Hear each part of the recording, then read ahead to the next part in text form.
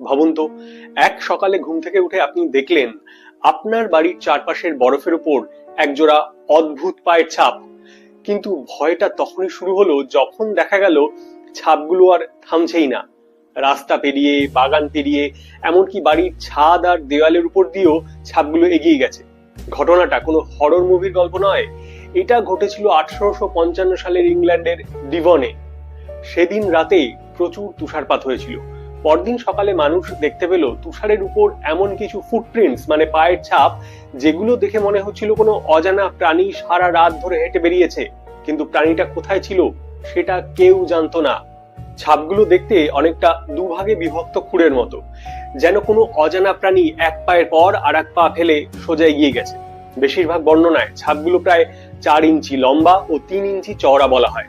আর তখনই শুরু হয়ে যায় আতঙ্ক। লোকজন ভাবতে শুরু করলো, এটা কি সত্যি কোনো ডেভিল, মানে শয়তানের পায়ের ছাপ? কারণ খ্রিস্টান লোককথায় ক্লভেন হুপ বা দ্বিখণ্ডিত খুরের সঙ্গে ডেভিল মানে শয়তানের একটা পুরনো সম্পর্ক ছিল। ফলে ঘটনাটি দ্রুত ডেভিলস ফুটপ্রিন্টস নামে পরিচিত হয়ে যায়। পরবর্তী সময়ে সংবাদপত্রের রিপোর্টে বলা হয়েছিল এই মিস্টিরিয়াস ফুটপ্রিন্টস ডিভনের বিভিন্ন জায়গায় ছড়িয়েছিল এবং মোট ট্রেলের দৈর্ঘ্য 40 থেকে 100 মাইল পর্যন্ত হতে পারে। কিন্তু এখানে একটা গুরুত্বপূর্ণ টুইস্ট আছে।